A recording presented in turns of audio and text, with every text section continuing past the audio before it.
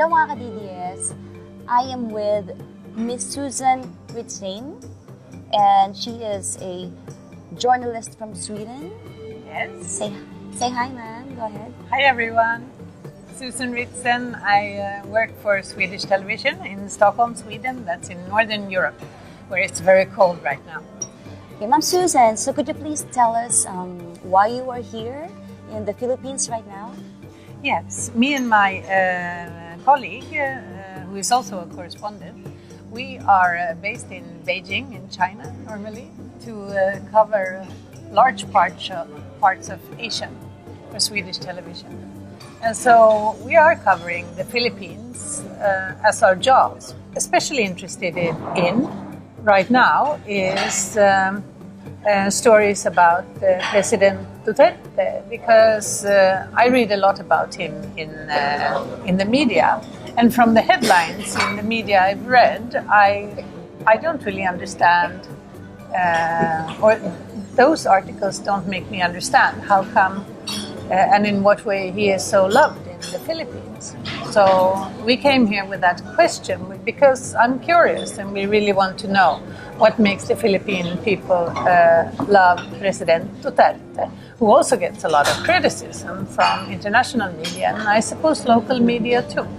That's why I wanted to meet you, to be able to talk about how come you became so engaged in this man, and what you think about his vision for the Philippines and your dreams and hopes for this country. That would be really interesting for us. Susan, thank you for coming to the Philippines to research and know more about our president and his supporters. But for the international media who are not here right now, can you tell us why do they have this negative impression of our president? Media is very fast in picking up what they call what do we call it? We call it sound bites, like punchlines. So if a person says something, you have an interview with them for 10 minutes, you only choose 20 seconds. And which 20 seconds do you choose? Well, a lot of journalists would choose the juiciest part. And in Duterte's case, since he's very outspoken and makes a lot of jokes, I guess his 20 seconds would be something that might upset a lot of people. It's really difficult to get together all the different pieces with this. It's like a bit conflicting. You have, on the one hand, a people that loves its new president. And on the other hand, you get so much negative publicity. And how do you get these two different parts to become one? How can we understand this? How can we explain this? I'm here to try and understand what's going on. And I think you will be able to help me with some of that. Yes. Or I hope you will.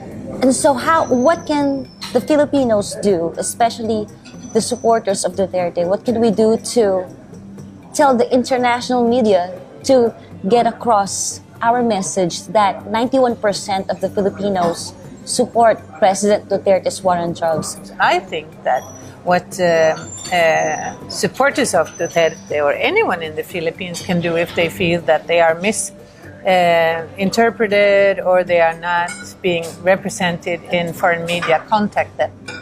Because, just as easy as it is to contact local media, it's also easy to contact international media today.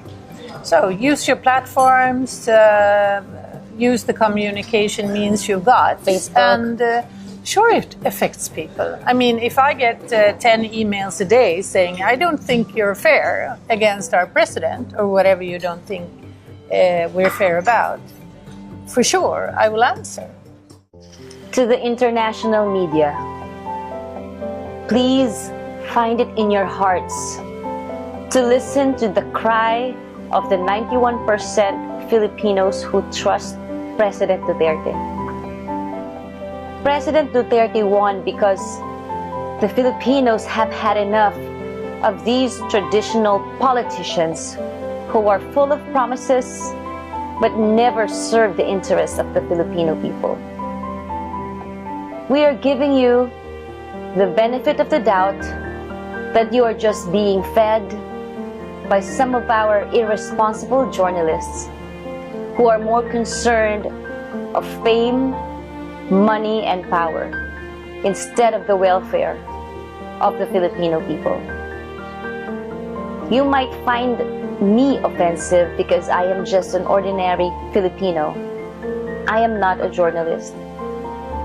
But we are begging you, please come to the Philippines and see for yourselves the changes that our good president is doing here in our country.